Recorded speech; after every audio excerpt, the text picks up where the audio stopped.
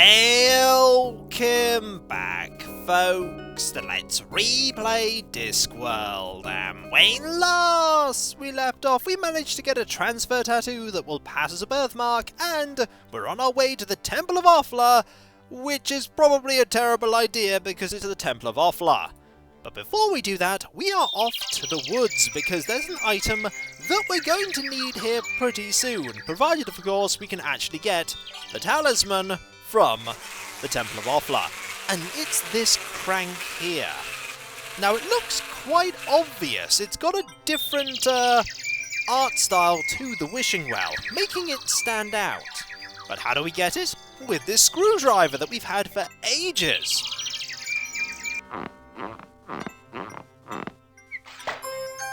Not quite how I'd have used it, but hey, it worked. Quite a handy wooden crank, this. Excellent! So remember what I said earlier, that we weren't able to take that and use it in a puzzle? Clearly that's not true! We truly are a protagonist in a Resident Evil game. Rincewind is good at running away after all. Now, let us make our way over to the Gorge. Oh dear. It's the monk, and here's a bridge. A bit, well, rickety, don't you think? Yep, there aren't even any rope handholds so that you don't fall. That doesn't work. I think the music here is unique to this screen. I think he's a bit mad at us. It's that monk again. Look, he's found a new robe. Yep, he's mad with us. We meet once again, wormling. Oh, no! Yes, 'tis I. Prepare to meet thy doom. Stop! What's huge and purple and has 100 eyes? My mother, with perhaps 97 extra eyes. 97? Yeah, good old mum. Oh. Huh. Well, that sort of takes the effect out of that one. Now, have at you. Uh-oh! I don't think we're gonna win this, have at thee. Nope! Down we go! Oh, look! Little dots. Little dots with scales and big long tails. Yep, those aren't dots, they're crocodiles. Okay, there aren't any crocodiles anymore. Luggage ate them. But it was worth it just to see that animation. So we're not going to win that way. We need to find a more cunning way to bypass the monk.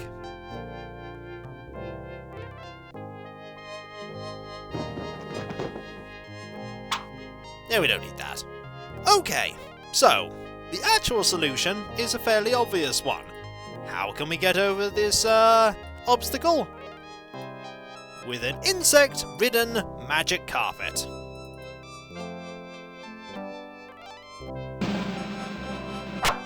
Like that! Off! Get off! No! No! Respect! Respect! I talk to your god! Respect, I say!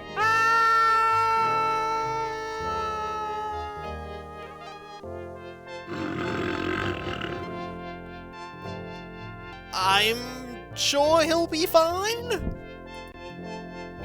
Yeah! He'll be fine. That looks kind of ominous. I like the other exit better. Yeah, me too. So, there's a lot to take in here. Temple Restoration Fund. Leave valuables here before entering. I don't like the sound of this. Me neither. That doesn't work. So, there's a path, there's a pit, there's a skeleton, there's a hammer, arrows. There's a lot to look at. Devious. Ow!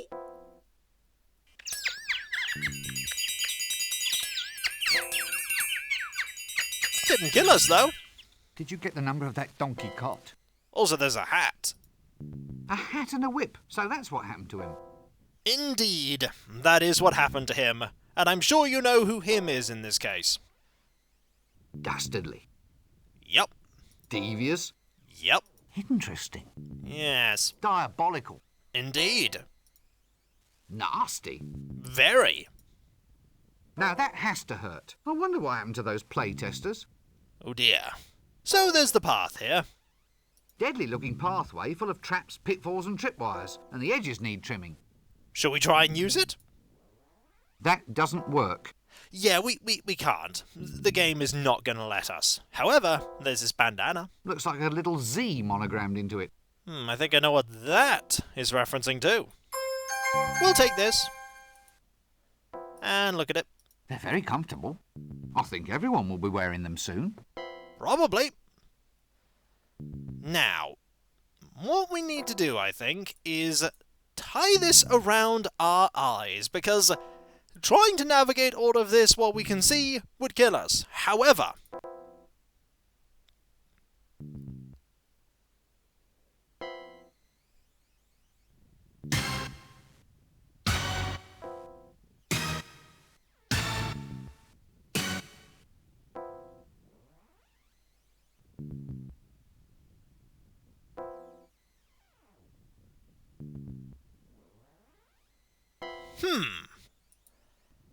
that gave us an arrow. It's not quite what I wanted. What if we were to tie the leash to luggage? And then do the blindfold.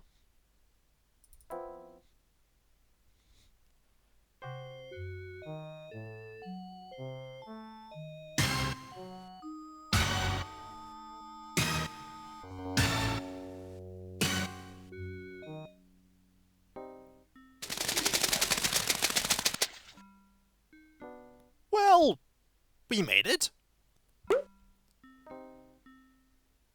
Mostly.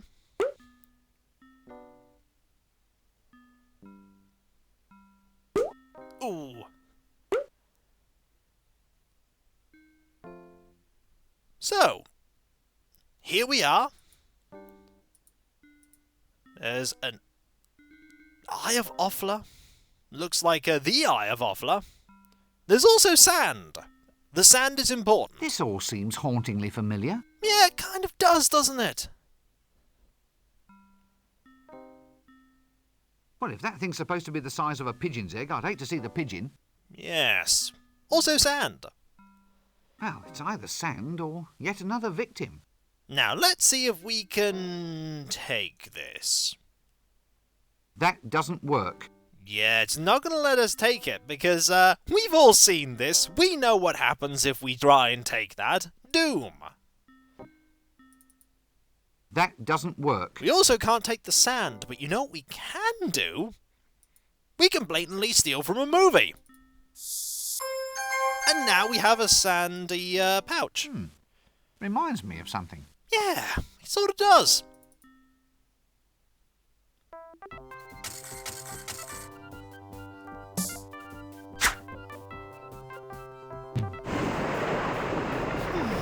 I can't get the feeling I've seen this before. Yeah.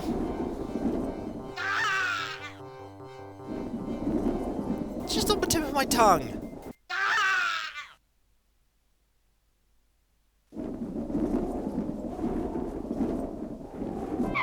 Looks horrifying.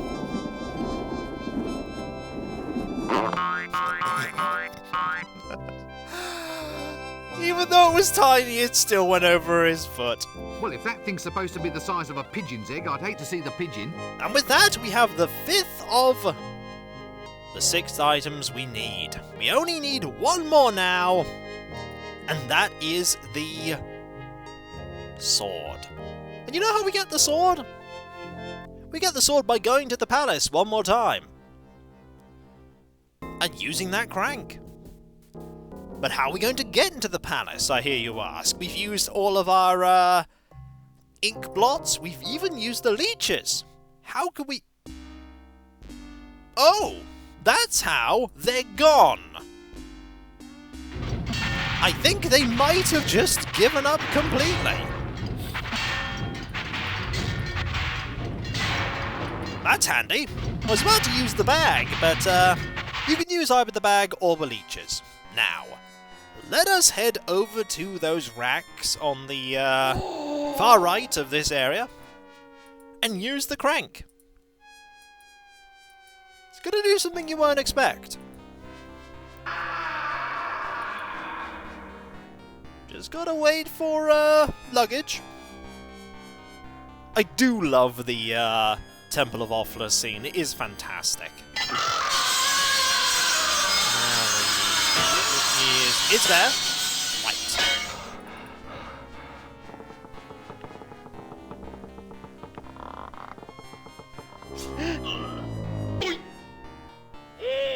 I'm melting. Whoa, I'm melting. And your little dog too. I don't think either of those are appropriate.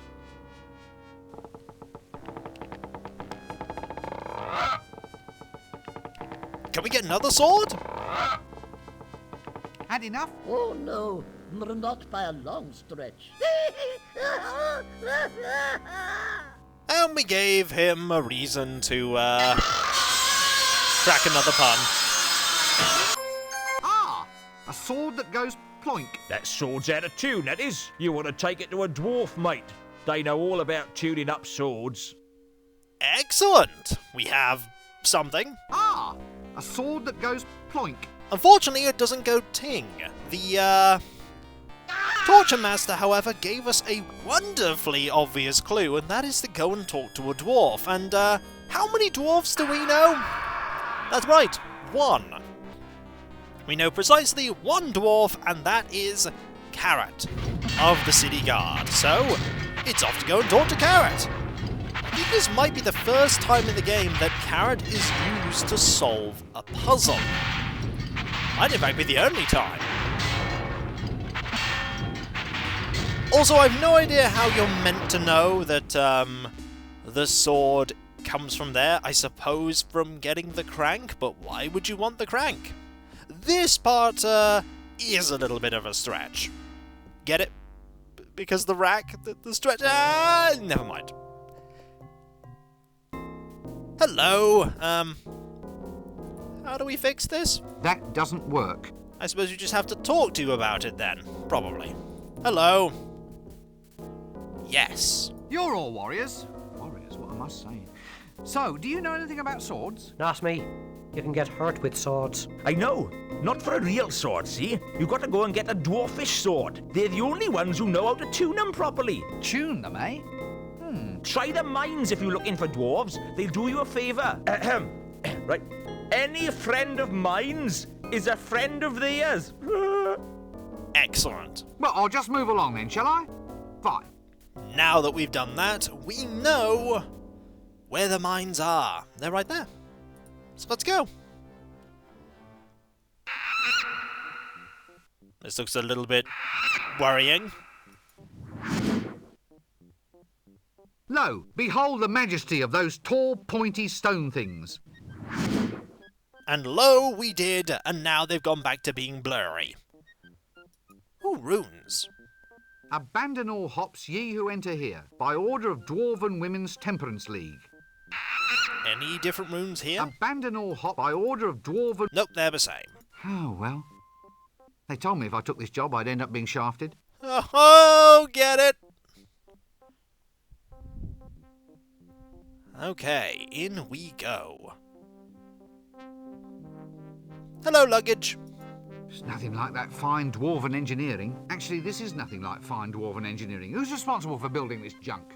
I couldn't tell you. That doesn't work. Let's keep going. Ah, this is who we want to see. Dwarven Smith. And literally nothing else in here. Hello. Stout fella. Excuse me, are you a Dwarven Smith? No, I'm Dwarven Llewellyn. Dwarven Smith is over there. Okay, that's great. So you're definitely not a dwarven smith then? No, I'm a miner. What, underage? Yeah, I'm only 137. They won't even let me into pubs yet. What's it like being a dwarven miner? Well, I just dig the whole day through, apparently. Just that. The hours are long, but the food's not bad. Plus, there's the wandering princess allowance. Oh, really? That is a brilliant joke. So that's Dwarven Smith. And over here, there's a dwarf who's a smith. I love it. I always wanted one of those. Well, if you can find a way to get it in your inventory, it's yours. Someone's left a potato in here. That doesn't work. Keep a note of the fact that someone's left a potato in there. It's actually important. Stunted little blighters, aren't they? Hello. Excuse me, sir. Yes? What is it? Haven't got all day. We dwarven swordsmiths lead a busy life. I need you to work on this. Excuse me, sir. Yes? What is it? Haven't got all day. We dwarven swordsmiths lead a busy life. Swordsmith? Yes? As in your actual maker and tuner of magical swords? Ah, that's the one. Well, would you tune up this sword for me? Yes? Will right now be soon enough for you? Look, you're sure you're a dwarven swordsmith? What do you mean? Well, aren't you going to tell me that you won't do the task until I find some obscure item from somewhere? Why? Well, it's traditional. Nothing's easy for adventurers. There's always just one more object to collect. Well, if you want it that way, I suppose. All right, go. And return only when you have brought me... A glass of elderberry wine. That's it. Complete your quest and then return. How was that? Oh, marvellous. I can't thank you enough. Any time. You really shouldn't have said anything, Rincewind. We could literally have had the final item right now and saved ourselves so much time, but no! Just had to open your mouth about the tradition of adventurers and point-and-click adventure games, didn't you? You just had to keep the status quo up. Oh well, time to go get some elderberry wine. Which is a little more difficult than you'd think. You'd think, oh, we just need to go to the tavern. And you're half right. We do need to go to the tavern. Problem. Well, there's always a problem. We just need to find out what kind of problem it is today. Let's go. And let's go through. And have a conversation about elderberry wine. Actually sounds kind of wine-like compared to the other things that we've drunk here. Hello. A tankard of wine? I can't, sir. The cellar's full of thingies. What are they called? You know, furry blighters with the tails. What, foxes? That's it, foxes. Hundreds of them, all squeaking and eating cheese. Oh, we've got a plague of foxes in our cellar. Are you sure you don't mean rats? Or mice? Because, I'm not sure there are many foxes out there that eat cheese. Either way, until we get rid of that plague of foxes, we cannot get what we need. But you know what we can do? We can go to the inn. Now, why would we want to go to the inn, I hear you ask? Well, there's something about this door. There's something lurking behind it. Yes, there is! How would you know to look at the door? Who knows? It's another one of those unfortunate moments in this game where you really just need to have clicked everything. So let's talk to what's behind the door. Who's there? Hello? Hello, is anybody there? Look, there is someone there. I can see bits of you poking out behind the door. What are you doing back there? Go away. I'm the bogeyman. Really? I'll give you a fright you'll never forget. Look, just come out from behind the door. I can't. I'm afraid of open spaces. An agoraphobic bogeyman? Lay off. It's no fun being a legendary figure of terror. What does a bogeyman do, anyway? It's quite a hard job being a traditional figure of terror. Long hours and no real holidays. Really? Well, there's the good side too. There's your place in folk tale and legend, and you're your own boss. Get out from behind that door. I want my mum. I don't think we're going to be persuading the bogeyman, but we'll try. So, what does a bogeyman do, actually? We have a highly valued traditional community role. What, frightening children into eating their greens? Serving as formless objects of folk terror, that sort of thing? Yes. Yes, that's it. Then there's your special commissions. One time, these wizards tried locking a cat inside a box and opening it up every now and then to see whether the cat had died. My father frightened one of the old geezers to death when he jumped out of the box instead. I think I've heard of that. It added an extra complication to the principle of uncertainty. Made random chance seem a bit more random than anyone supposed. It was all Death's doing, of course. A subcontract job. Interesting. Didn't know Death did that. You're not really a bogeyman. I am too. Go on, let's see you then. I'll come out and you'll get such a shock. All right then. All right, what? All right, come out and scare me. Well, you're ready for it now. I mean, it's not a shock if you're expecting it. So, you're saying your effectiveness as a legendary figure of terror is entirely due to my not knowing exactly what you are or when you will appear? Well, maybe. In which case, you should change your name to something more appealing, to heighten the shock effect. Such as Cyril. Cyril? That's no name for a bogeyman. Heightens the surprise effect, though. You're right there. Cyril the bogeyman. Coming out from behind the door now? No. It was worth a try. Also, I have to hand it to the developers of the game. I love the animation work they've done on the bogeyman. It's perfect. It perfectly encapsulates what a bogeyman should be. Why are you hiding behind that door? It's a metaphor. Not a door. A metaphor for my own insecurity. You see, not only does it provide a screen between myself and the outside world, but it is also a portal. An openable space, implying the possibility of future liberation from my phobia. Quite a powerful image, really. Finally, Oh, stop snivelling. I thought you were a grown monster. Whatever would your mother say?